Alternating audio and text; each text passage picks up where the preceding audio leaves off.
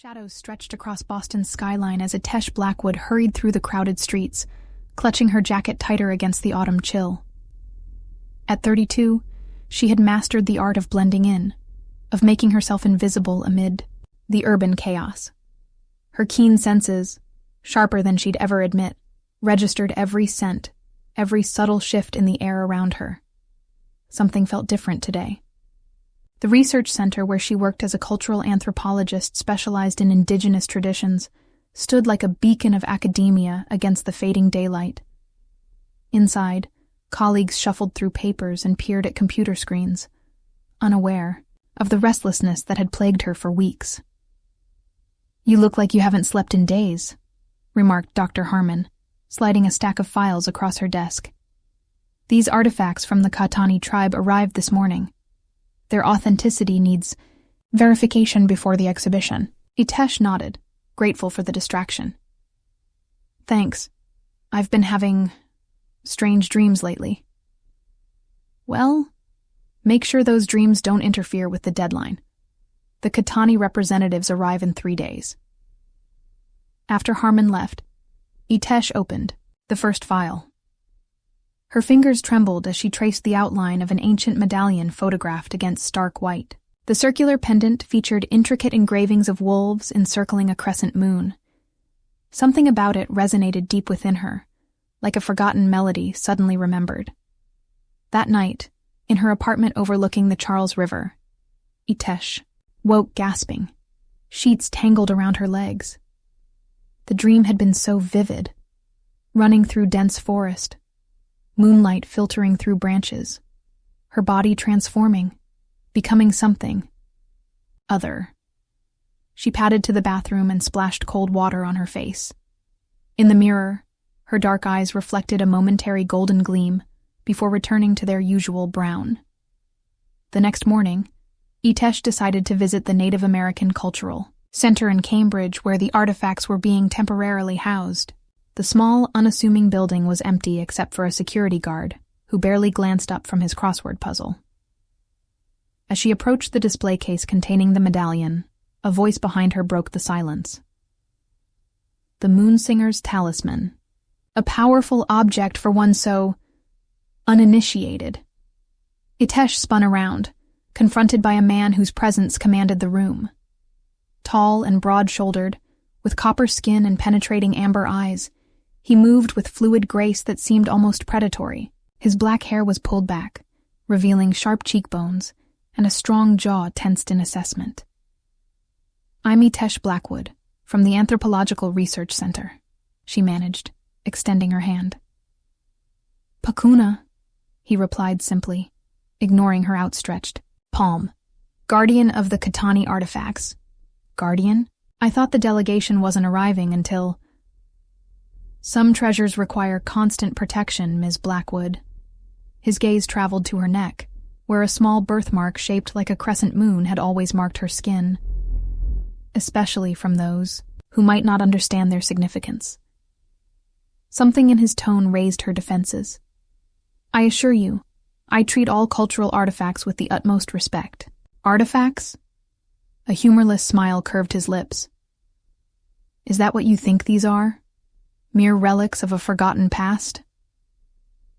"I didn't mean—" "You bear the mark," he interrupted, reaching toward her neck but stopping short of touching her. "The Katani. Call it Wakanzi, chosen one."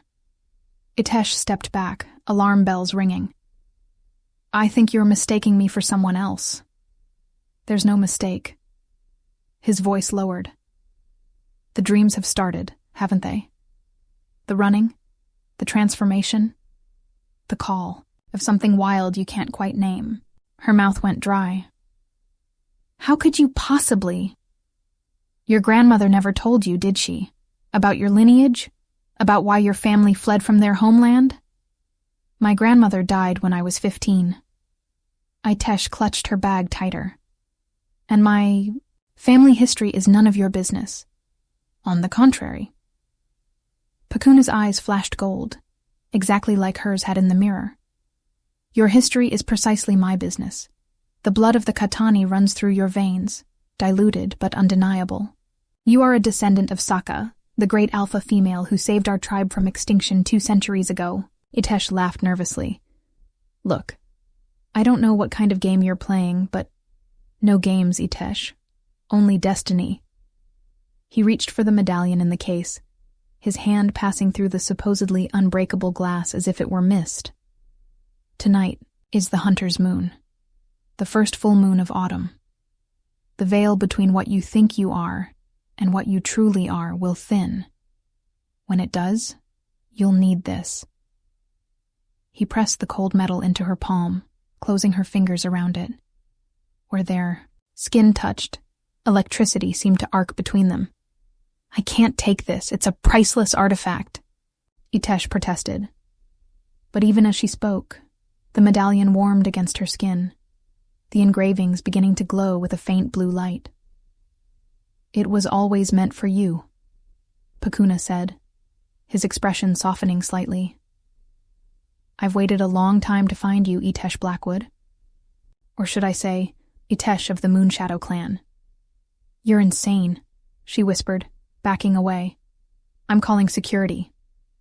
They won't see me, he replied calmly. Just as they didn't see you take the medallion. Itesh glanced toward the guard, who continued his crossword, oblivious to the theft occurring mere feet away. What have you done? She demanded. What needed to be done? Pakuna moved toward the exit. Tonight, when the moon rises, place the medallion against your birthmark. It will awaken what has always been dormant within you. Then come find me, in the Middlesex Fells Reservation. Your instincts will guide you. And if I don't? His amber eyes darkened. Then you condemn not only yourself but your entire bloodline to the shadows. The hunters have already sensed your awakening. They've tracked you to Boston. Hunters? What hunters? Those who have sought to exterminate our kind for centuries. The Silver Blades. His expression grew grave. They murdered your parents, Itesh. It wasn't a car accident. The floor seemed to tilt beneath her. That's not possible. You can't know that. I know because I was there. I failed to save them, but I swore to protect their daughter. Pakuna paused at the door. Tonight, under the hunter's moon, you'll remember everything. The choice to embrace or deny your heritage will be yours alone to make. As he vanished into the sunlight outside, Itesh stood frozen, the impossible, weight of the medallion in her hand and his words in her mind. She looked down at the ancient piece, its engravings now dormant, but unmistakably calling to something primal within her. The security guard finally looked up. Did you say something, miss? Itesh clutched the medallion tighter, feeling it pulse like a second heartbeat against her palm. No, she whispered. Nothing at all. But as she left the cultural center, the certainty grew with each step. Her entire life had been built on carefully constructed lies, and tonight, under Pakuna's spell, those foundations would crumble. Twilight descended over Boston as Itesh paced her apartment, the medallion burning a hole in her pocket, and Pakuna's words echoing in her mind. Outside, the full moon began its ascent, casting silver light through her windows.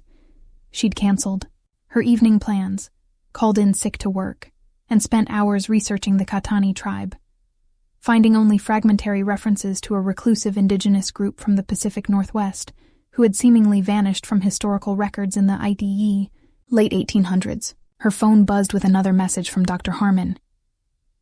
Where is the medallion? Security footage shows you as the last person to access it. Call me immediately. Guilt and panic surged through her. In one day, she'd become a thief, jeopardized her career, and was now contemplating meeting a stranger in the woods based on outlandish claims about her heritage. Insanity. Yet the dreams that had plagued her for weeks now made a terrible kind of sense. The running on 4 legs instead of 2, the heightened senses, the inexplicable pull of the moon. This isn't happening, she muttered. But even as she denied it, her skin prickled with awareness. The moonlight streaming through her window seemed to call to her. An irresistible siren song. With trembling fingers, she removed the medallion from her pocket. In the moonlight, the engraved wolves seemed to move across the surface, their silver, bodies flowing around the crescent moon at the center. Before she could reconsider, Itesh pressed the cool metal against the crescent-shaped birthmark on her neck. Pain, sharp and electric, lanced through her body. She fell to her knees, gasping as images flooded her mind. A small village nestled in dense forest. People shifting from human to wolf form under moonlight. Her mother, so much younger, running through woods with wild abandon. Silver-wielding attackers descending in the night. The screams of the dying, being hidden in a hollowed tree trunk by her father. Pakuna, bloodied but fierce, fighting to save her parents, flames consuming everything. When the vision subsided, Itesh found herself curled on the floor, tears streaming down her face. The medallion had left a perfect imprint on her skin, the mark now glowing with the same blue light as the engravings. "I remember," she whispered to the empty room. "I remember everything." Her body felt different, stronger, more alive. Scents she'd never noticed filled her nostrils. Her neighbor's curry dinner 3 apartments away, the colony of mice living in the building's walls, the approaching rain still miles distant. Her hearing had sharpened too, picking up conversations from the street below as clearly as if the speakers stood beside her. Without conscious decision, Itesh found herself driving toward Middlesex Fells Reservation, the medallion now hanging around her neck, a constant warm presence against her skin.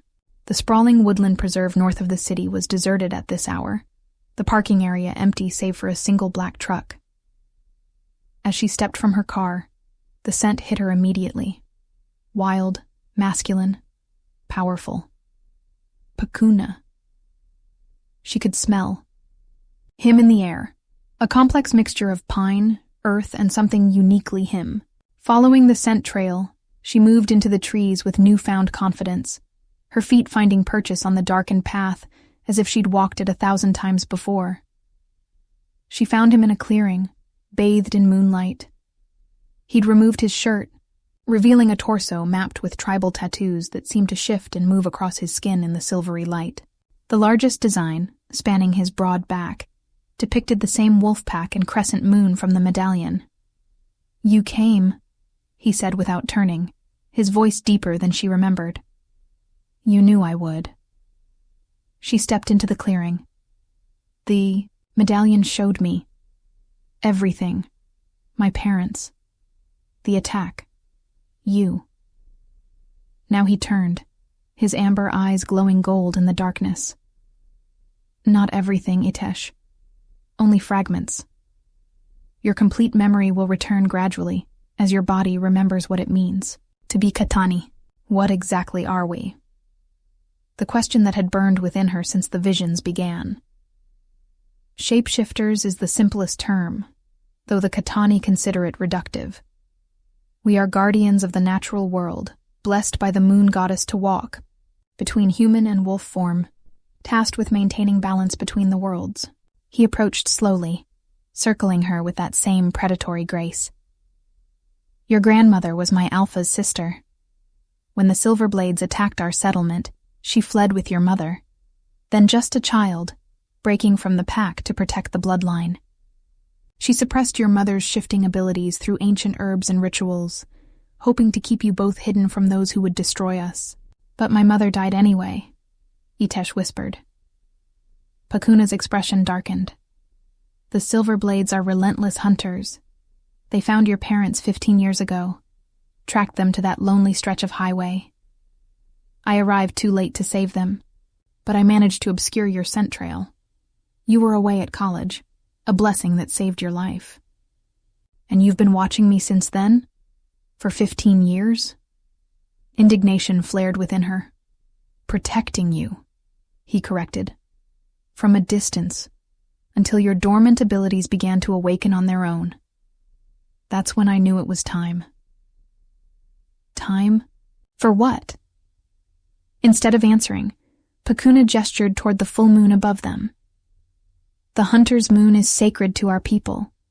It marks the season when prey is fattest and easiest to track, when we are at our strongest. It's the perfect night for your first shift.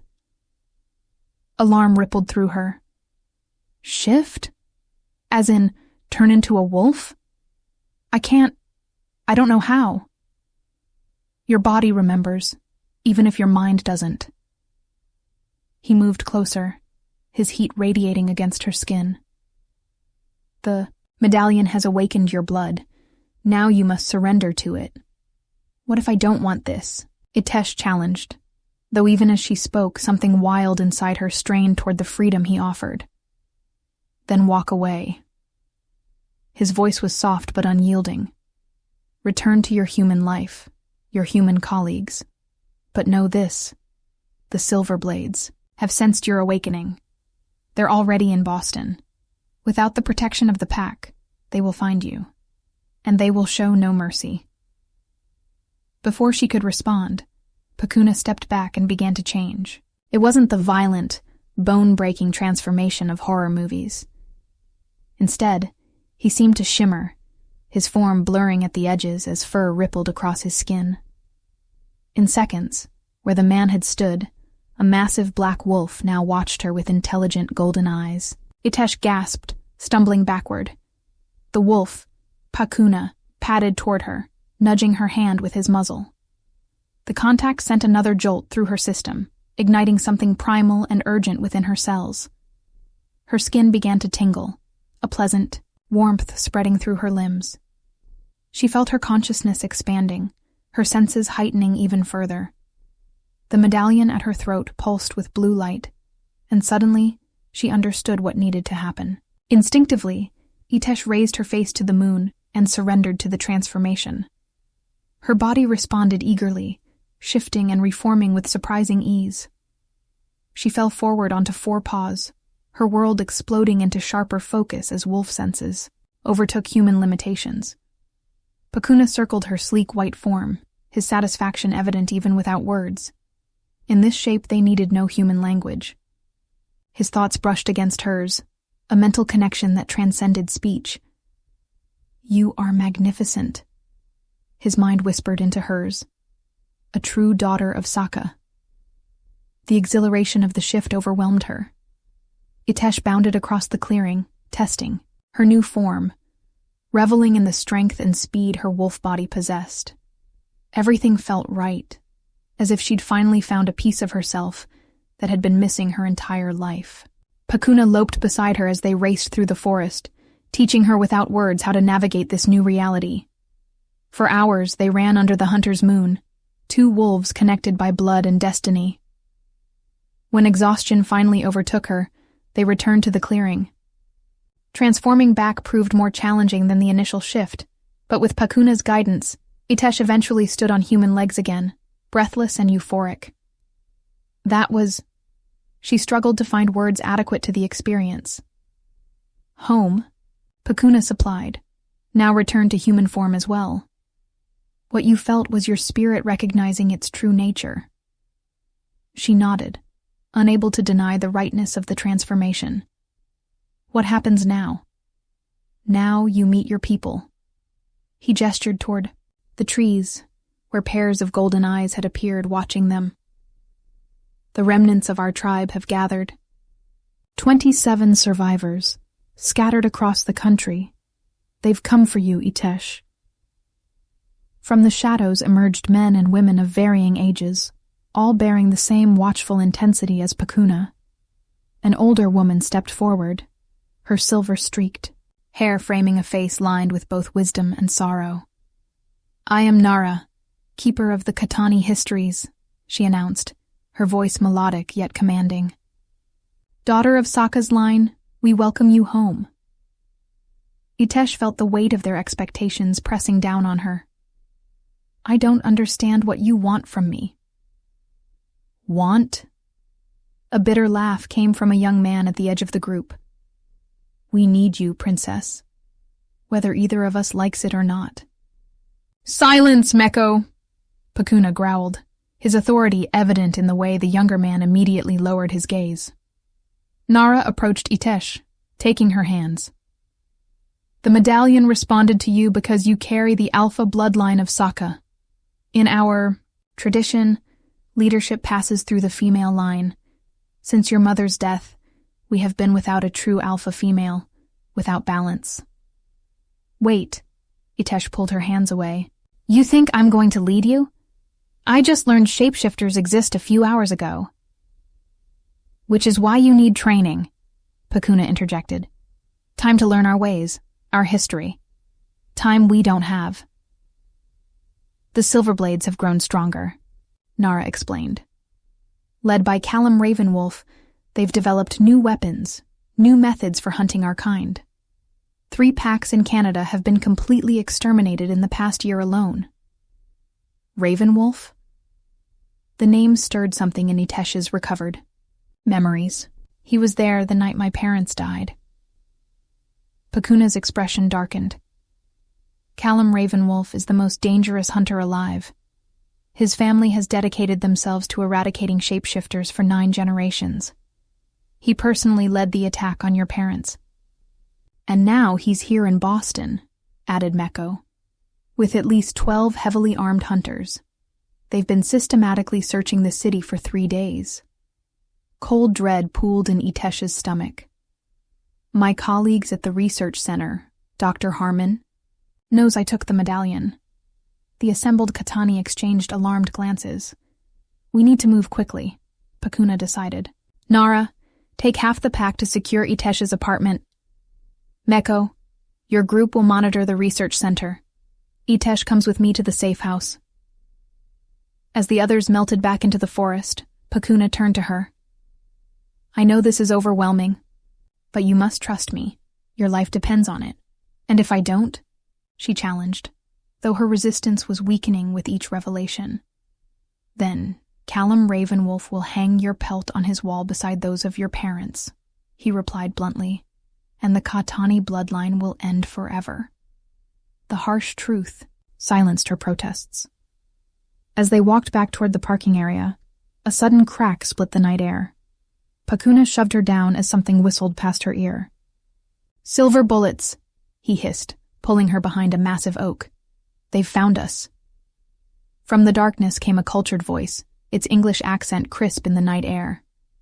Pakuna of the Katani, still playing protector to the last moon shadow heir? How predictably sentimental. Pakuna's body tensed, his eyes flashing gold with rage. Ravenwolf. The very same. A tall figure stepped into a patch of moonlight, silver blonde hair gleaming almost white. His patrician features might have been handsome if not for the cold calculation in his pale eyes. He carried an ornate rifle with practiced ease. And you must be Itesh Blackwood. Your parents proved disappointingly easy to kill. I wonder if you'll provide more sport. Pakuna's growl rumbled deep in his chest, the sound more wolf than human. Run, Itesh. Now. But as she turned to flee, something sharp struck her neck. A dart, its contents already emptying into her bloodstream. The world tilted sideways, as Pakuna roared with fury, launching himself at Ravenwolf. The last thing Itesh saw before darkness claimed her was Pakuna's body arcing through the air, beginning to shift even as Ravenwolf raised his weapon. Then nothing but shadows, and the echoing sound of her own heartbeat slowing to a treacherous rhythm. Darkness gave way to fragmented consciousness as Itesh fought against the effects of the tranquilizer. Her mouth felt stuffed with cotton, her limbs leaden and unresponsive. Through half-closed eyes, she registered her surroundings. A windowless room with concrete walls, a single metal door, and the acrid smell of silver and wolfsbane permeating the air. Forcing herself fully awake, she discovered her wrists and ankles bound with silver chains that burned against her skin. The medallion had been removed from her neck, leaving her feeling strangely hollow. Across the room, slumped against the wall and similarly restrained, was Pakuna. Blood matted his hair and dripped from a wound in his side. Pakuna, she whispered, her voice cracking from thirst. Pakuna, wake up. His eyes flickered open, immediately finding hers. Itesh, are you hurt? Just drugged. You're bleeding. Silver bullet. He grimaced, shifting position with obvious pain. They've taken us to their Boston facility, an old bunker beneath the harbor district. How do you know? The smell of salt water and diesel. I've tracked this place before, but never been inside. His gaze sharpened. Did they take the medallion? She nodded miserably. I've failed everyone already. No. Despite his injuries, his voice remained strong. The medallion served its purpose, awakening your abilities. They can't undo that. The door swung open, revealing Callum Ravenwolf flanked by 2 armed guards. In the harsh fluorescent light, Itesh could see him clearly. Tall and elegantly, dressed in a tailored suit, his silver blonde hair swept back from aristocratic features. He might have stepped from a fashion magazine if not for the cold calculation in his ice-blue eyes. Ah, our guests are awake. His British accent lent a cultured veneer to words dripping with disdain. Itesh Blackwood, anthropologist, PhD from Columbia, specialist in indigenous cultural practices. He circled her slowly. How delightfully ironic that you've dedicated your life to studying the very thing you are. What do you want from us? She demanded, struggling against her restraints. Information primarily, cooperation ideally. Ravenwolf pulled up a metal chair, sitting just beyond their reach. You see, I'm something of a scientist myself. For generations, my family has studied your kind, your physiology, your abilities, your weaknesses. You mean hunted and murdered? Us, Pakuna growled. Ravenwolf shrugged elegantly. Semantics. We provide a necessary service, culling dangerous predators who masquerade as humans. He turned back to Itesh. But you're special, aren't you? A direct descendant of Sokka, carrying the purest Katani bloodline. The way he said it sent chills down her spine. How do you know about my ancestry? Your parents were rather forthcoming before they died. His smile never reached his eyes. Well, your father was. Your mother proved more resilient. But everyone breaks eventually. Pakuna lunged against his chains, snarling as the silver burned deeper into his wrists. I'll kill you for what you did to them. You're hardly in a position to make threats. Ravenwolf didn't even flinch. Now, Ms. Blackwood, I require the location of the Katani sanctuary and access to your ancestral grimoire. I don't know what you're talking about, she replied honestly. No? Perhaps this will refresh your memory. He removed the medallion from his pocket, holding it tantalizingly out of reach. A remarkable artifact.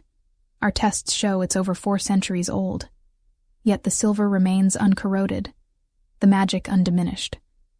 Your tribe's most sacred relic. It's just a medallion, Itesh insisted, though the sight of it made her heart ache with longing. Just a medallion? Ravenwolf laughed coldly. This is the key to Sokka's grimoire, the collection of shapeshifter, magic that allegedly allows for transformation without the limitations of the moon cycle. Imagine, shifters able to change form at will, regardless of lunar phases. A terrifying prospect for humanity. Itesh glanced at Pakuna, whose expression had become carefully blank. Was what Ravenwolf saying true? I've spent decades searching for that grimoire, Ravenwolf continued. Your parents died protecting its location. Now the responsibility falls to you.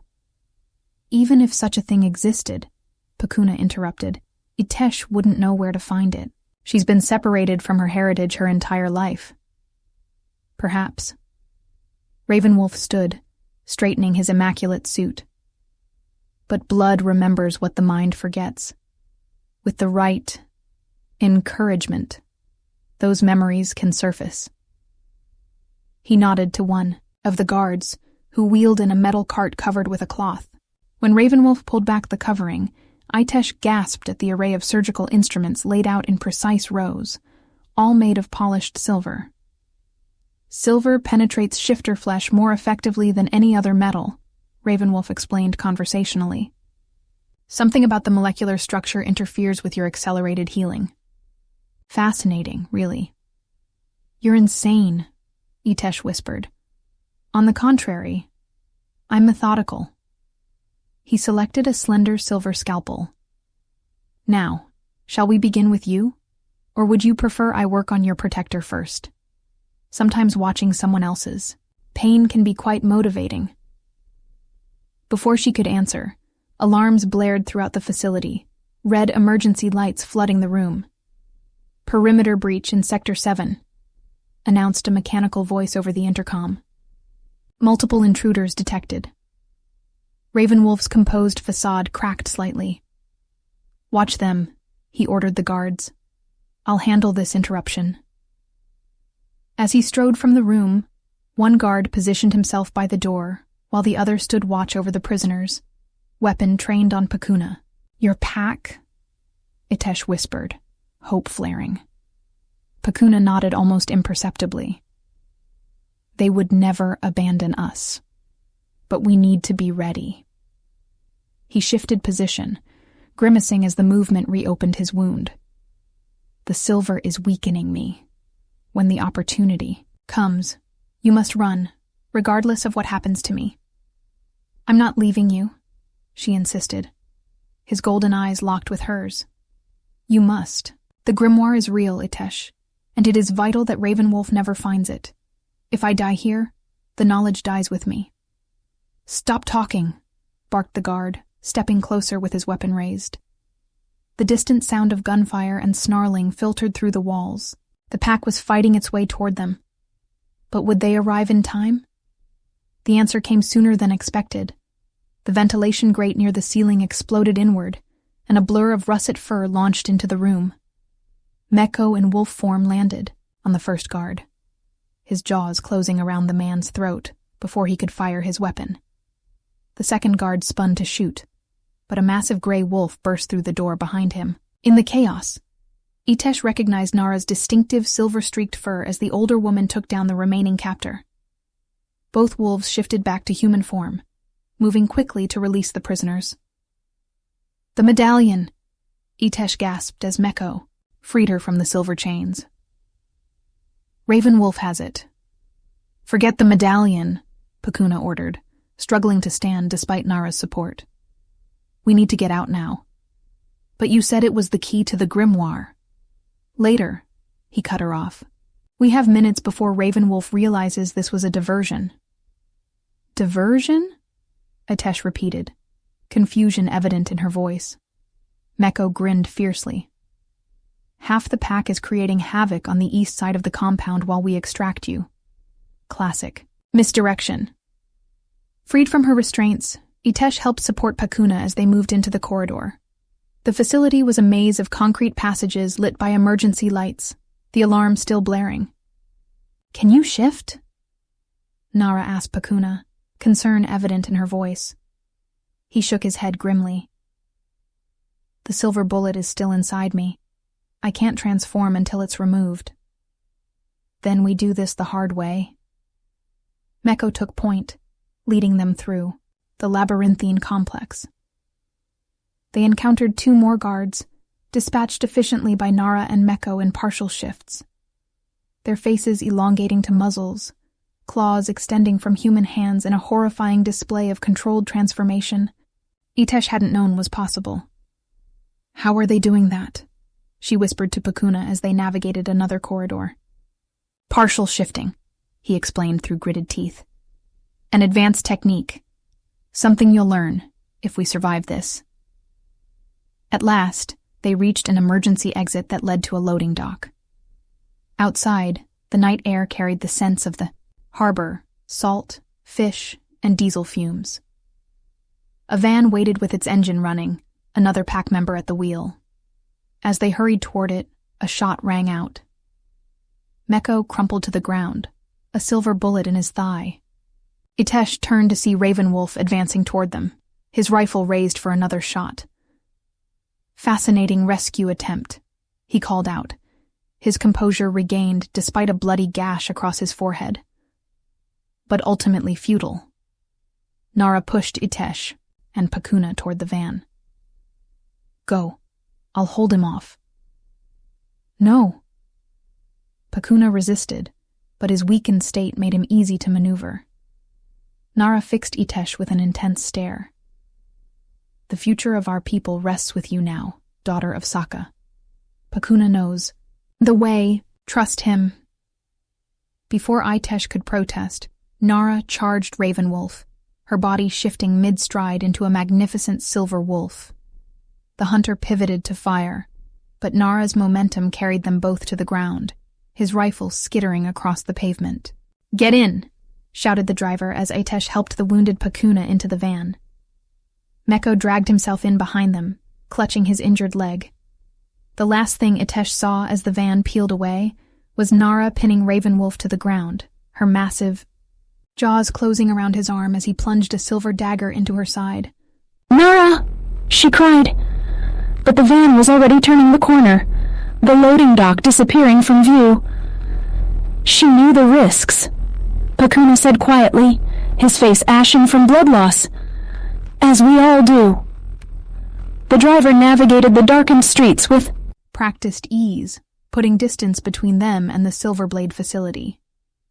In the back of the van, Meko had managed to extract the bullet from his thigh, his face contorted in pain. "Where are we going?" Itesh asked, applying pressure to Pakuna's wound. "Safe house in the Berkshires," the driver answered. "About 2 hours west. The others will meet us there, those who survive." The gravity of their situation sank in. People had risked, and likely lost, their lives to rescue her, a woman who barely understood what she was or why she mattered so much to their survival. "We need to go back for Nara," she insisted. "We can't," Meko said grimly. "If she survived, she'll find her way to us. If not..." He left the sentence unfinished.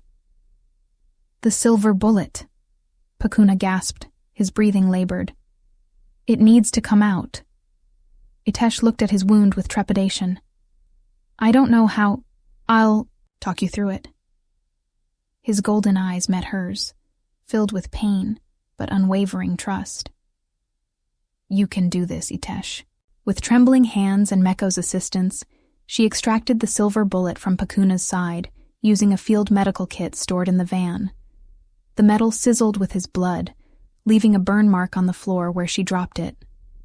Once free of the silver, Pakuna's natural healing began, the wound slowly knitting together before her eyes. By the time they reached the safe house, a secluded cabin nestled in the dense forests of the Berkshires, he could walk unassisted. Inside, they found 3 more pack members waiting, faces grim with news of casualties. Of the 27, Katani, who had gathered for Itesh's awakening, only 17 remained. Nara was among the confirmed losses. That night, as the survivors tended their wounds and planned their next move, Itesh stepped outside onto the cabin's porch. The waning moon cast silver shadows across the wilderness, a beauty now forever linked with both freedom and danger in her mind. Pakuna joined her, his presence a comfort she hadn't expected to need. "I'm sorry about Nara," she said softly, "and the others who died because of me." "Not because of you," he corrected. "For you. There's a difference. They chose to fight for the future of our people." "A future I'm not sure I can provide." She turned to face him. "Ravenwolf said the medallion is the key to Sokka's grimoire, a book of shapeshifter magic. Is that true?" Pakuna was silent for a long moment, his eyes scanning the dark forest as if searching for listeners. "Yes," he finally admitted. "The grimoire contains the accumulated knowledge of our people, including the ancient ritual that would allow us to shift without the moon's influence." Why is that so important? Because our greatest vulnerability is predictability. The Silverblades know we're strongest during the full moon but weakened as it wanes. They plan their attacks accordingly. His voice lowered. With the ability to shift at will, regardless of lunar phase, we could finally defend ourselves effectively, perhaps even reclaim territories lost generations ago. And the medallion is the key? But Ravenwolf has it now. Pakuna's lips curved in a rare smile.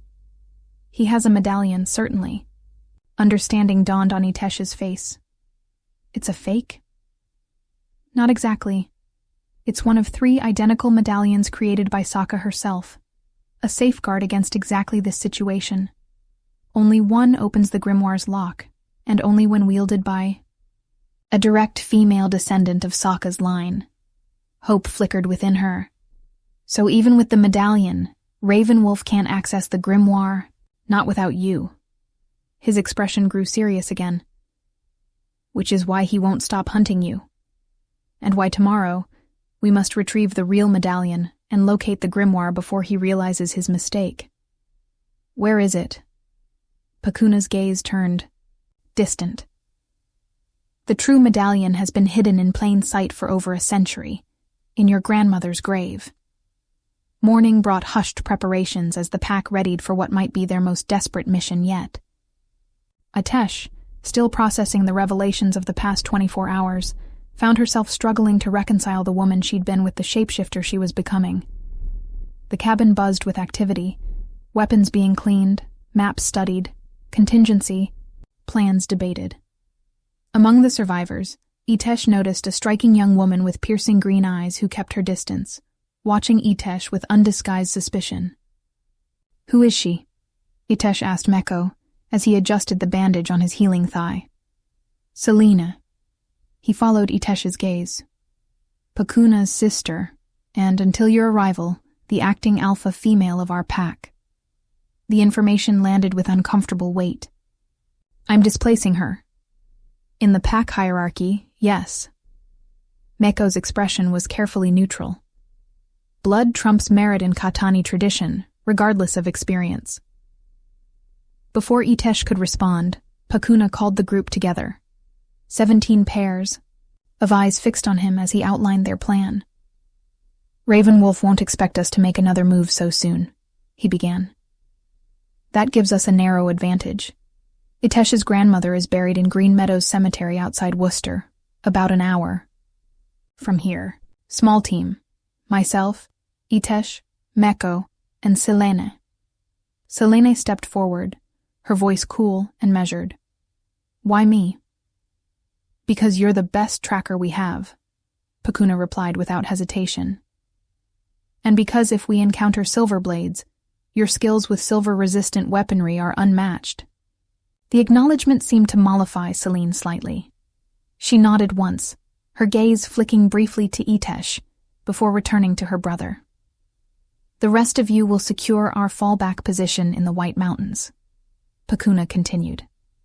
If we don't, return by moonrise tomorrow, assume the worst and implement the diaspora protocol.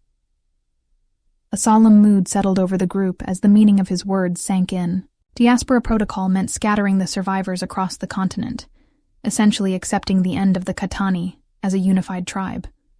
As the others dispersed to prepare, Pakuna pulled Itesh aside. There's something you should know before we leave, he said quietly. About your grandmother. They stepped outside, autumn leaves crunching beneath their feet as they walked a short distance from the cabin. My grandmother died when I was 15, Itesh said. Cancer. I barely knew. She was always distant, almost afraid of getting close to me. She had reason to fear. Pakuna stopped beside a small stream. Marissa Blackwood, born Marissa of the Moonshadow clan, carried a terrible burden. After your mother's birth, she made choices that haunt our people to this day. Itesh tensed. What choices? When your mother was just an infant, Silverblades attacked your grandmother's settlement in Oregon. Your grandfather, a human who had married into the pack, died defending them. Pakuna's voice grew heavy with the weight of history. Marissa fled with your mother, but she did something unforgivable in her desperation. She made a deal with Callum Ravenwolf's father. What? The revelation hit like a physical blow. My grandmother worked with the Silverblades? Not exactly. She traded information, the location of a rival pack, in exchange for her daughter's safety. The Silverblades massacred 23 shifters on that information, including children. Itesh felt sick. Why are you telling me this now? Because what awaits at your grandmother's grave is more than just the medallion. There's a letter, written in her final days, a confession, and possibly the location of the grimoire itself. His golden eyes held hers. You need to be prepared for what? You might learn about your family's complicated history. The drive to Worcester passed in tense silence. Celine drove, her posture rigid, while Meko monitored police frequencies on a modified scanner.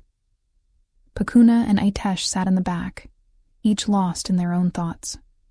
Green Meadows Cemetery appeared. Abandoned in the late morning light, its wrought iron gates standing open beneath a canopy of autumn-tinged trees. They parked discreetly at the far end, out of sight from the main road. I'll scout the perimeter, Selena announced, slipping from the car with liquid grace. She disappeared among the headstones before anyone could respond.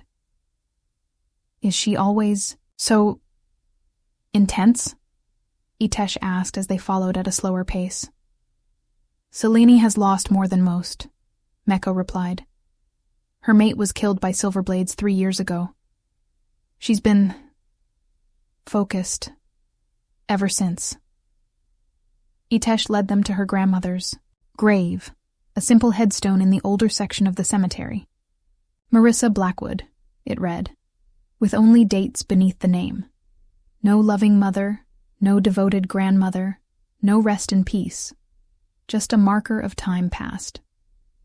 What now? She asked, looking to Pakuna. Now we dig, he replied grimly. The exhumation was both physically grueling and emotionally jarring. Though they took turns, the autumn ground was hard, resistant to their efforts. By the time they reached the casket, the sun had begun its westward descent. Celine returned from her patrol, her face taut with worry. We need to hurry. I picked up unfamiliar scents at the north entrance. Someone's been here recently, with silver ammunition. Pakuna nodded, redoubling his efforts to clear the dirt from the casket lid.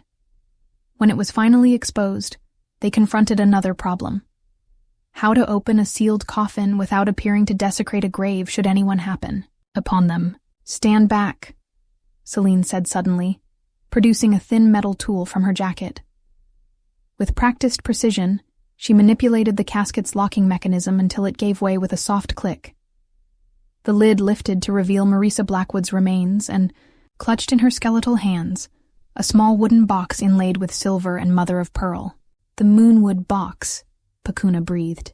It's really here. With reverent care, Itesh reached down and took the box from her grandmother's grasp.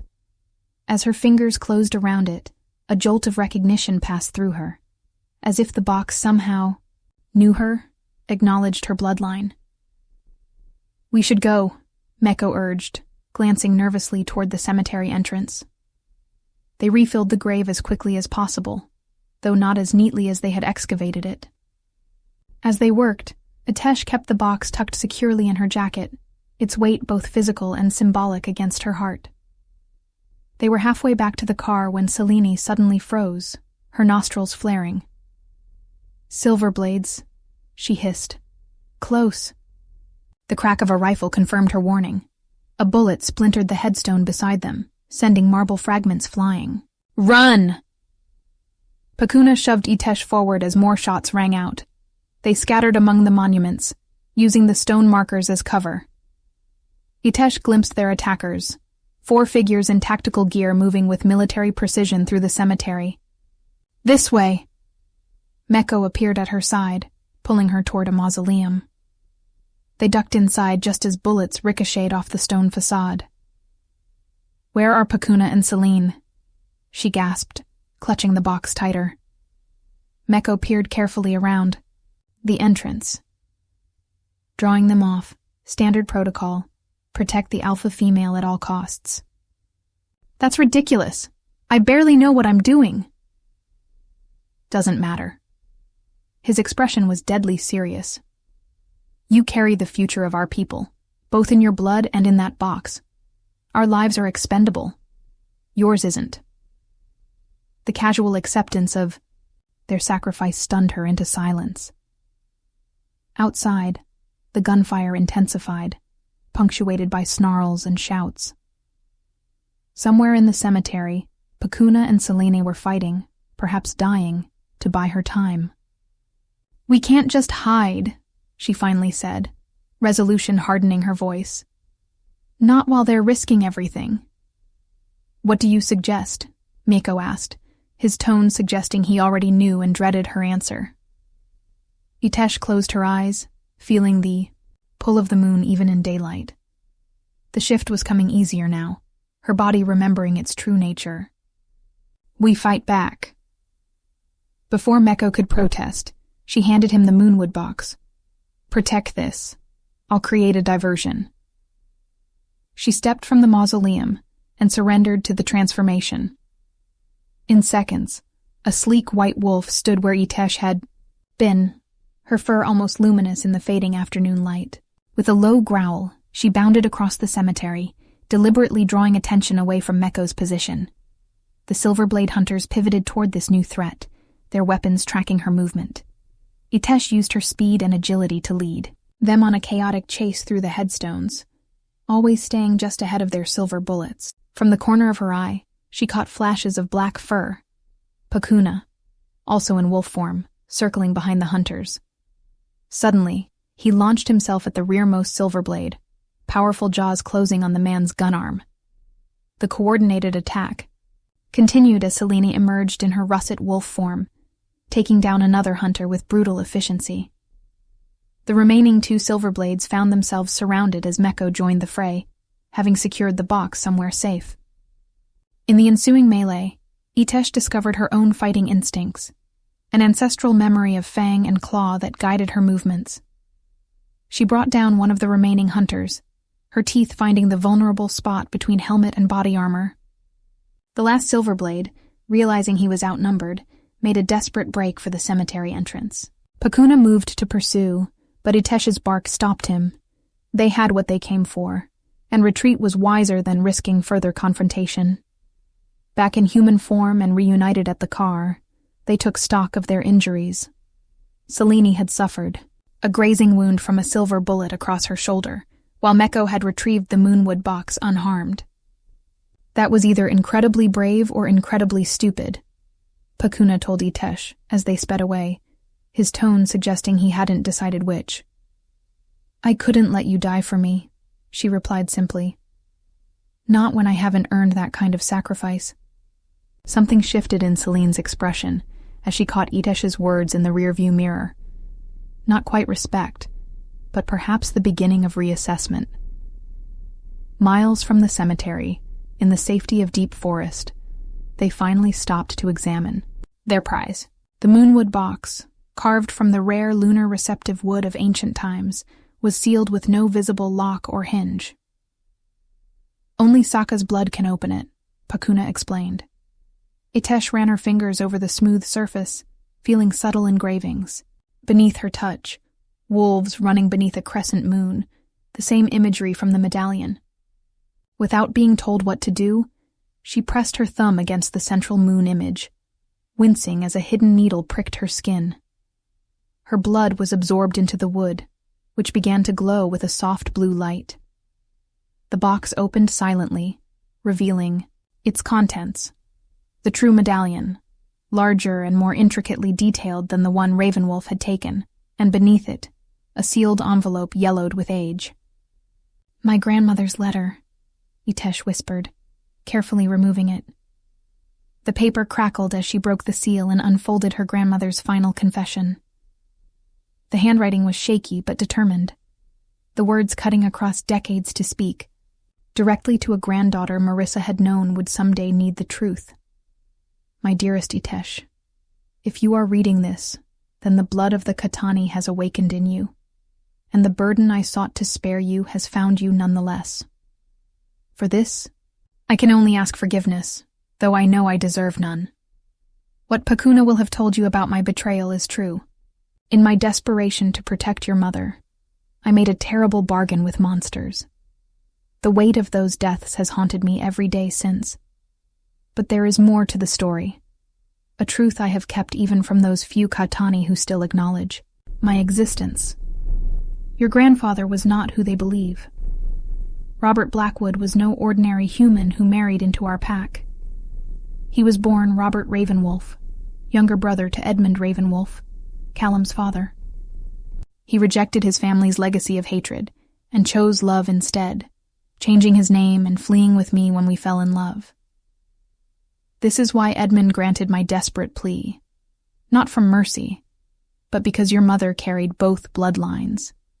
The Silverblades have their own prophecy, you see, that one born of both hunter and hunted would end the ancient conflict. Edmund believed that child was your mother, and later, you. The grimoire you seek is hidden where the two worlds meet, in the foundation stones of the Ravenwolf ancestral home. Beneath the main house of the Ravenwolf estate in the Adirondacks lies a chamber known only to those of both bloodlines. The medallion will guide you there, but beware. The grimoire contains power that could destroy as easily as save. You are neither wholly Katani nor wholly Silverblade, my beautiful granddaughter. You stand between worlds, carrying the potential to heal or deepen the ancient wound between them. Choose wisely where others, myself included, have chosen poorly.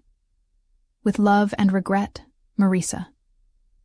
The letter slipped from Itesh's trembling fingers, landing softly on the forest floor. The revelation crashed through her like a tidal wave, reshaping everything she thought she knew about herself and her place in this conflict. Itesh? Pakuna's voice seemed to come from very far away. What does it say? She looked up at the three faces watching her. Pakuna's concerned, Meko's curious, Seleni's guarded, and realized that this revelation would change everything between them as well. I'm half Silverblade, she whispered, the words burning, her throat like silver. Callum Ravenwolf is my blood relative. The ensuing silence was deafening, broken only by the distant call of a crow taking flight. Twilight descended on the Katani safe house, where Itesh's revelation had ignited a firestorm of reactions. Some pack members called for her immediate rejection, while others argued that her dual heritage might be the very advantage they needed against their ancient enemy. In the midst of the chaos, Itesh stood alone on the cabin's porch, clutching her grandmother's letter and the true medallion. The metal seemed to pulse against her palm in time with her heartbeat, as if alive and aware of the momentous choice before her. Behind her, the door opened and closed softly. She didn't need to turn to know it was Pakuna. His scent, a mixture of pine and wild spices, had become as familiar to her as her own. They're afraid, she said quietly. I don't blame them. Fear makes poor counsel. He moved beside her, his shoulder just brushing hers. But the pack will follow my lead, and I haven't changed my mind about you. Maybe you should. She turned to face him, moonlight silvering her features. Everything is different now. I'm the enemy, Pakuna. No. His voice was firm, brooking no argument. You're exactly who you've always been, a woman caught between worlds, trying to find her place. The only difference is now you understand why. My grandfather was a Ravenwolf. The word still felt surreal. Callum is my... second cousin. And I'm supposed to lead the Katani against my own blood. Blood isn't everything. His golden eyes held hers steadily. Your grandfather proved that when he chose love over hate. The question is, what will you choose? Before she could answer, Selene appeared in the doorway, her expression unreadable. The council has reached a decision, she announced. They want to hear from Itesh directly. Inside, the Yin remaining pack members had arranged themselves in a rough semicircle, their faces solemn in the firelight. Meko stood slightly apart, the moonwood box cradled protectively in his arms. Itesh of the Moon Shadow clan. began an older man she recognized as one of the elders who had survived the rescue. Your blood carries both our salvation and our doom. Before we decide whether to follow you to the Werewolf estate, we must know, where do your loyalties lie? All eyes fixed on her, waiting. In that moment, Itesh realized that no answer would satisfy everyone. The truth was more complex than simple loyalty. My loyalty, she said finally, is to ending this conflict. For generations, Katani and Silverblades have killed each other, each side believing themselves righteous. My existence proves what both sides have denied, that we are not so different after all. Murmurs rippled through the group, some approving, others skeptical. Pretty words, challenged a young woman near the back. But Silverblades murdered my parents. They would have killed you too, given the chance. How can we trust someone with their blood? Because I also carry the blood of those they hunted, Itesh replied. I've felt the shift, experienced the freedom of running as wolf beneath the moon. That part of me is real and true. She touched the crescent birthmark on her neck. Just as my human side is real and true, I am both, and I refuse to deny either heritage. Celine, who had remained silent until now, stepped forward. My brother trusts you, she said, her voice carrying unexpected weight in the quiet room. And while I questioned his judgment at first, I've seen how you fight. Not just with fang and claw, but with heart. You could have fled the cemetery today, saved yourself. Instead, you risked everything to protect the pack. She paused, seeming to choose her next words carefully. The old prophecy speaks of one born of both worlds, who would either end our people or save them. I believe now that choice belongs to you, Itesh, and I choose to trust you'll make the right one. Her unexpected support shifted the mood in the room. One by one, the pack members voiced their decisions until a majority had pledged to follow. Itesh to the Werewolf estate, with only 3 dissenters who chose to implement their own diaspora protocol. As the meeting disbanded, Pakuna pulled Itesh aside. There's something we haven't discussed, he said quietly. According to your grandmother's letter, the grimoire is hidden beneath the main house, in the heart of Silverblade territory. Accessing. It won't be simple infiltration. It will mean confronting Callum directly. I know. The weight of this responsibility settled on her shoulders. And there's more. The prophecy Celine mentioned.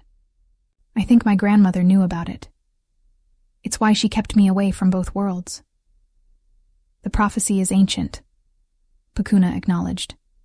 A child of dual heritage who would stand at the crossroads of our people's fate. But prophecies are often misinterpreted. Itesh, they're guidelines, not certainties. Then let's rewrite this one. Determination hardened her voice. Tomorrow night is the last full moon of autumn. The blood moon. According to the lore you've taught me, it's when both shifter and silver magic are at their peak. Yes, but it's also when the Silverblades traditionally conduct their most aggressive hunts. Exactly. A plan was forming in her mind, audacious and dangerous, but potentially transformative. They'll expect an attack or infiltration. They won't expect a diplomatic approach. Pakuna's eyebrows rose. Diplomatic? I'm going to walk through the front door, Itesh explained. As Callum's bloodkin, I have the right to request sanctuary under the ancient codes of family honor. Codes his family still observes, according to my grandmother's letter. That's insanely risky, he protested. Callum tried to kill you less than 48 hours ago. He tried to capture me, she corrected. He needs me alive to access the grimoire. And now that I know we're related, certain things make more sense. Like why he's been so focused on finding me specifically. He knows about the prophecy too. Through the night, they refined the plan, preparing for every contingency. The true medallion would remain with Pakuna until Itesh could secure safe passage for the pack. If she failed, If Callum betrayed the ancient code of sanctuary, the Katani would retreat to Canada, fragmenting into smaller groups to survive. Dawn broke clear and cold over the Berkshires. As the pack made final preparations, Itesh found a moment alone with Celine, whose support had surprised her the previous night. "Why did you defend me?" she asked directly. "You have more reason than most to hate anything connected to the Silverblades." Celine's green eyes held a mixture of pain and wisdom beyond her years. Because hatred consumes everything eventually, even the one who harbors it. I've watched it destroy packmates from within. Watched it nearly destroy me after Daniel was killed. She touched the scar that ran along her collarbone, a silver wound that had never fully healed. If there's even a chance for another way, I have to believe in it, for Daniel's memory, if nothing else. The unexpected vulnerability from the normally stoic woman touched Itesh deeply. "I won't let you down," she promised. "See that you don't." Celine's mask of cool efficiency returned. "Because if Callum Ravenwolf betrays you, I'll personally ensure he regrets it with his dying breath."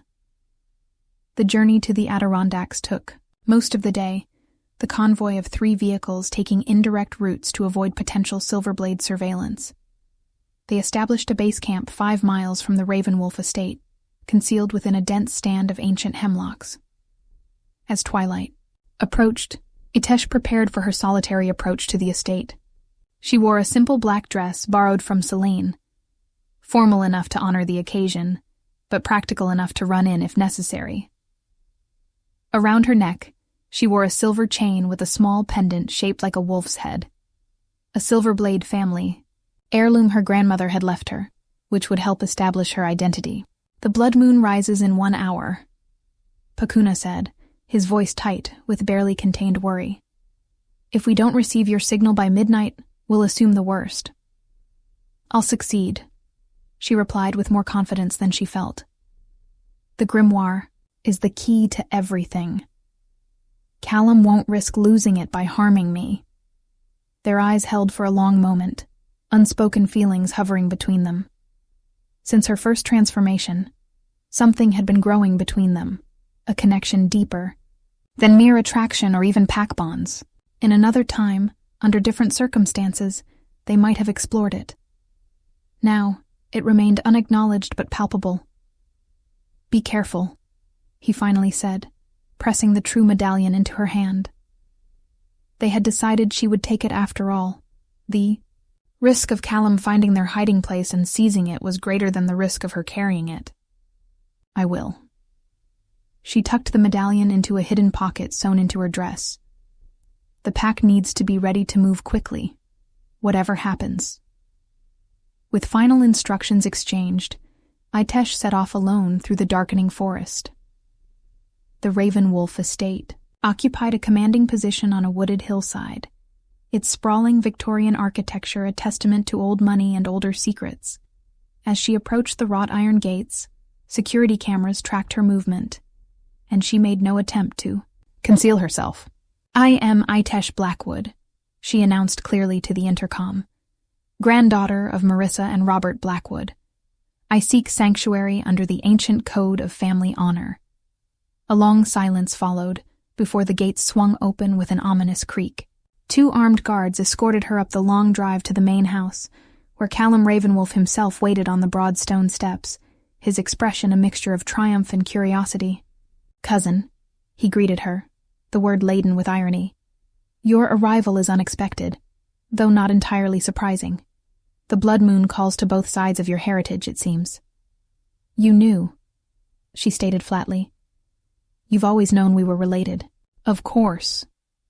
He gestured for her to enter the house. "Why do you think you survived the night your parents died? Blood has certain privileges, even among enemies." Inside, the mansion was a study in opulence and antiquity, priceless artworks, flanking walls adorned with mounted hunting trophies. Itesh fought to control her revulsion as she recognized wolf heads among the displays. Callum led her to a formal sitting room where a fire blazed in a massive stone hearth. "Sanctuary is granted," he said, taking a seat opposite her. For tonight, at least. Though I confess I'm curious what drove you to seek it, considering our last encounter. I want to end this war, she replied simply, and I believe the grimoire holds the key. A flash of surprise crossed his aristocratic features before he schooled them back to careful neutrality. Bold of you to mention the grimoire so directly. Why pretend? We both know it exists. We both know it's here, beneath this house, in a chamber designed to be accessed only by someone of both bloodlines. Indeed. He studied her with new interest. And you've brought the true medallion, I presume? The one from your grandmother's grave? Itesh refused to be startled by his knowledge. Information seems to flow freely in both directions. We have our sources, just as the Katani have theirs. He smiled thinly. Though I must commend your pack's rescue operation. Most impressive, if ultimately futile. Outside, the blood moon began its ascent, its copper-red light spilling through the tall windows. Itesh felt its pull immediately, stronger than any moon she'd experienced yet, igniting her blood and sharpening her senses to painful acuity. Callum watched her reaction with clinical interest. The dual nature is difficult to reconcile, isn't it? The civilized human mind at war with primal instinct. He rose and moved to a cabinet, removing 2 crystal glasses. My father believed the prophecy referred to your mother, that she would willingly help us eradicate the shifter bloodlines once she understood the danger they posed to humanity. When she rejected that path, chose your father instead. Well, Edmund Ravenwolf was not known for his forgiveness. And what do you believe? Itesh asked as he handed her a glass of amber liquid. I believe prophecies are tools, not destinies. He raised his glass in a mock toast, and that those of mixed heritage need not be defined by either side, but can choose their own path. The words, so similar to what Pakuna had told her, were unsettling, coming from Callum's lips. What path have you chosen? Pragmatism. He sipped his drink. The shifter problem can be managed without extermination, provided certain safeguards are in place. The grimoire offers possibilities beyond what either side has considered. You want to control the shifting ability, she realized. To weaponize it. To regulate it, he corrected smoothly. Imagine shifters whose transformations can be activated or suppressed at will, not their will, but that of responsible oversight. The violence inherent in their nature contained and channeled productively. The very suggestion chilled her. That's not regulation. That's enslavement, a matter of perspective. Callum set down his glass. The blood moon nears its zenith. If we're to access the chamber, we should proceed. He led her through the mansion to what appeared to be a wine cellar. Beyond the racks of vintage bottles lay an older section where the foundation stones were exposed. At the far wall stood a door of solid silver, its surface inscribed with the same wolf and moon motifs as the medallion. My ancestors built this chamber at the same time as the house, Callum explained. A compromise between Robert Ravenwolf and his brother. A secure place to study shifter magic without risk to the household. Or a prison for captured Katani, Itesh suggested darkly. That too, he admitted without remorse. History is rarely kind to the defeated. The silver door had no visible handle or lock, only a circular depression at its center. Itesh removed the medallion from her pocket, feeling it warm and pulse in proximity to the door. Blood of both lines is required, Callum said, producing a silver dagger, along with the key. Warily, Itesh accepted the blade, using it to nick her palm before passing it back to Callum, who did the same. Together, they pressed their bleeding hands against the medallion as she fitted it into the door's depression. For a moment, nothing happened. Then, as the blood moon reached its apex outside, the medallion began to glow with intense blue light. The silver door responded, illuminating with corresponding patterns until the entire surface shimmered like liquid mercury. Slowly, soundlessly, it swung open to reveal a circular chamber beyond. Inside, a single pedestal stood at the center, supporting an ancient leather-bound volume, Sokka's grimoire, untouched for generations. The walls were lined with shelves containing artifacts of both traditions, silver weapons alongside stone, talismans, silver-blade chronicles beside Katani scrolls. The collected wisdom of both peoples, Callum murmured, genuine awe in his voice. Preserved in trust that someday, someone would bridge the divide. Itesh approached the grimoire, drawn by an instinctive recognition. The book seemed to respond to her presence, the air around it shimmering with potential. Only you can open it, Callum said, remaining near the doorway. The blood of Sokka and Werewolf combined. With trembling fingers, Itesh placed her, hand on the book's cover. The leather felt warm, almost alive beneath her touch. As her blood from the still seeping cut made contact with the binding, the grimoire opened of its own accord, pages turning as if swept by an invisible wind. They settled on a double-page spread, covered with intricate diagrams and text in an ancient language she nonetheless understood perfectly, the ritual for shifting without the moon's influence. Yes, breathed Callum, stepping closer. The key to everything. Not everything, came a new voice from the doorway. Pakuna stood silhouetted against the silver doorway, the true medallion gleaming at his throat, identical to the one Itesh had used to open the chamber. How? Callum's composure fractured for the first time.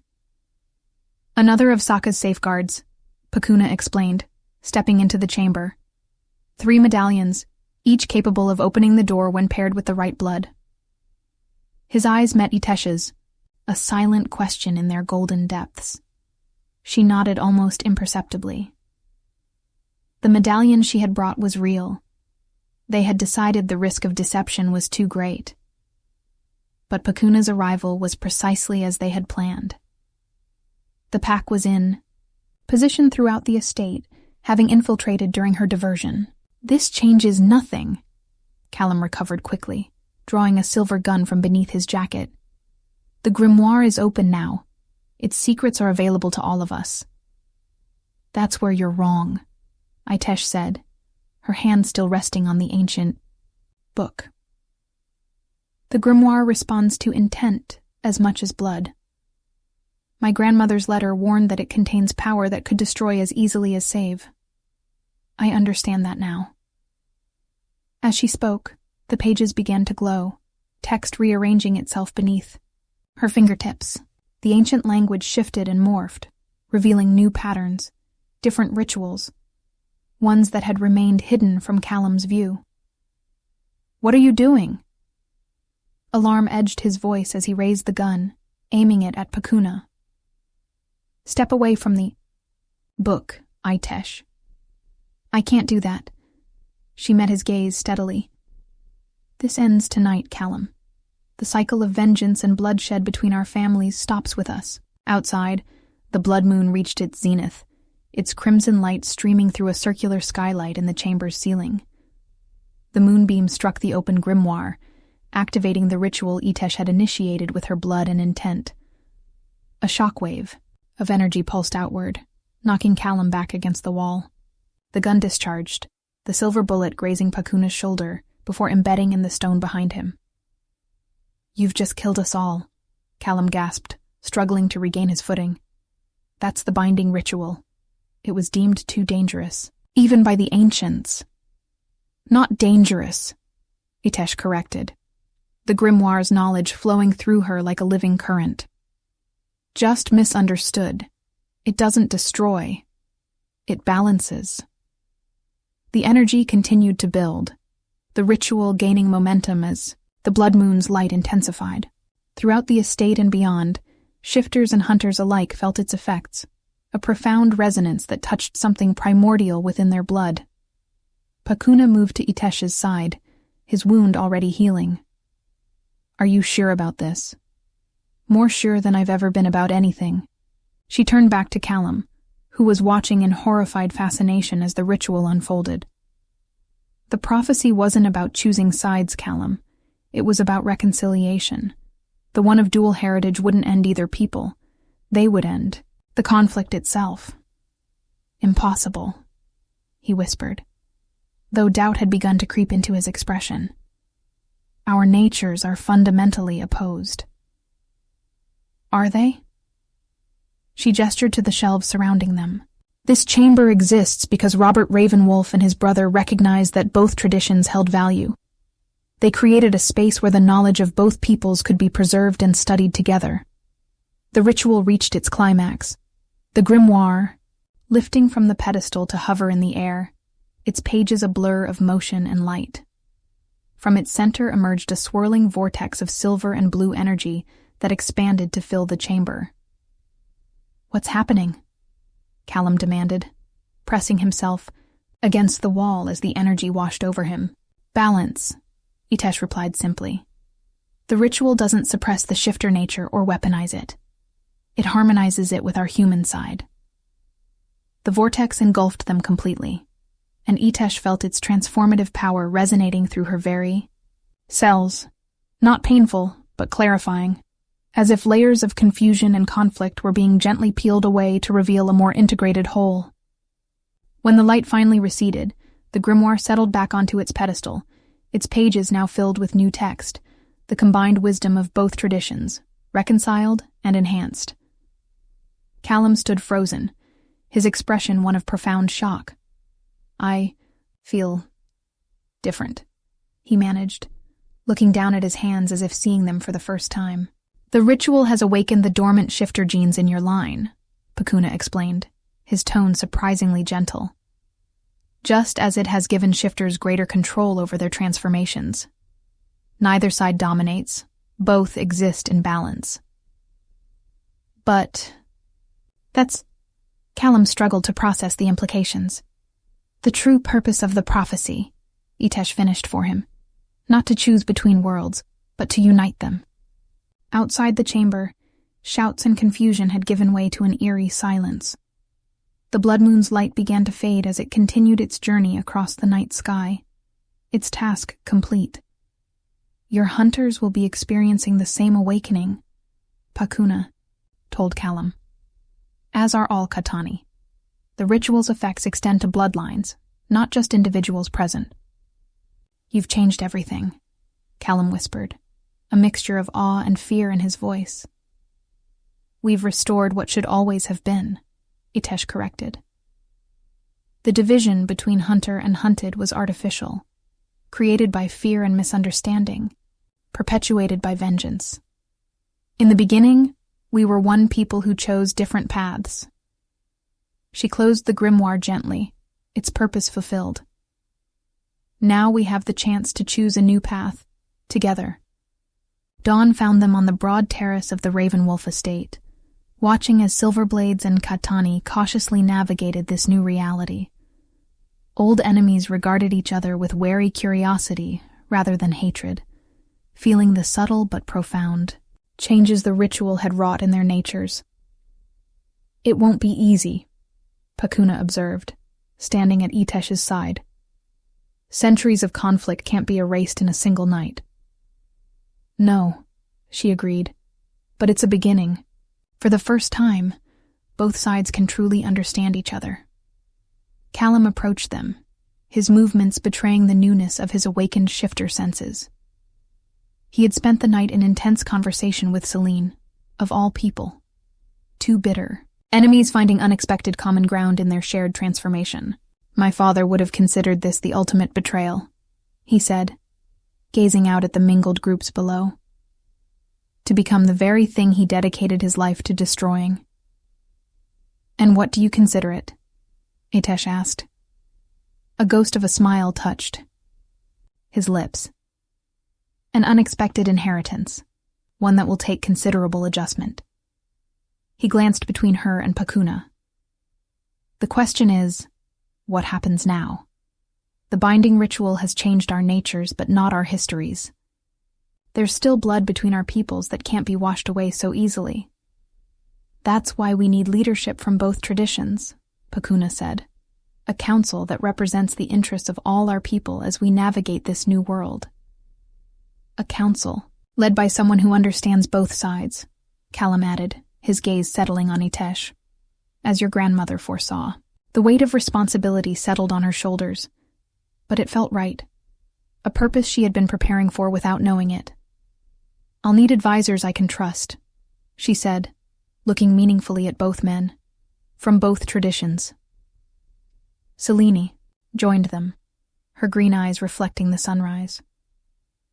The pack is ready to acknowledge you as Alpha, she told Itesh, not just because of your bloodline, but because of what you've accomplished. You've done what no one thought possible. We all did, Itesh corrected, including everyone in her gaze. And what comes next will require all of us. As the others moved away to continue managing the transition, Pakuna remained at her side, his presence a steady comfort in the midst of overwhelming change. When I first found you in Boston, he said quietly, I thought my task was to awaken the Katani alpha female, to bring you back to lead our people against our enemies. And now, she prompted when he paused. His golden eyes met hers, no longer guarded, but open and vulnerable. Now, I understand that your grandmother sent me on a different mission entirely.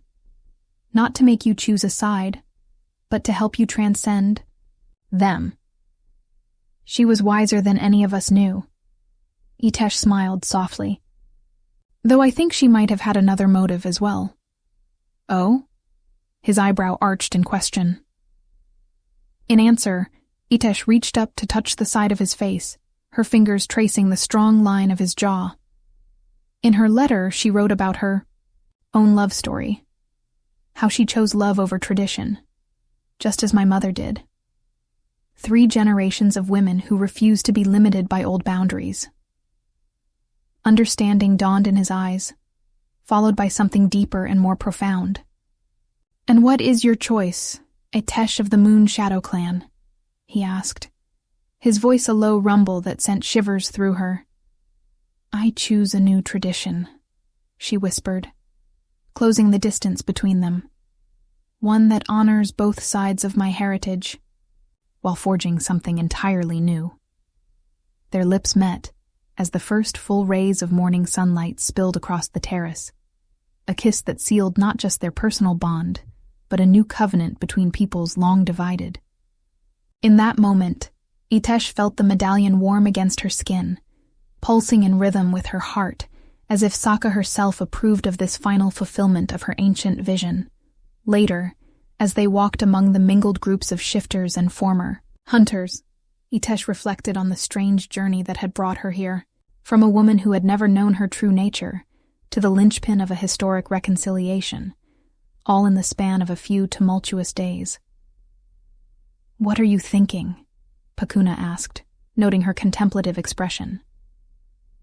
The destinies aren't fixed, she replied, watching as Meko demonstrated a partial shift to a fascinated group of former Silverblades. They're shaped by the choices we make, and the courage to imagine something beyond what history tells us is possible. A philosophy worthy of both your heritages, he observed with a smile, and a fitting foundation for whatever comes next. As if in response to his words, the medallion, now shared between them as a symbol of their united purpose, glowed briefly with blue light. The ancient magic it contained had been transformed by the binding ritual, just as they had all been. Transformed, not diminished or controlled, but elevated to its highest potential. Under the morning sun, where the blood moon had worked its ancient magic just hours before, Itesh embraced both sides of her nature completely for the first time. No longer torn between worlds or burdened by secrets, she stood firmly in a new reality of her own making, one where the spell that had once seemed a curse had become the greatest blessing of all. In the chronicles that would follow, historians would mark this day as the beginning of a new era, when ancient enemies became reluctant allies, and later, a single stronger people.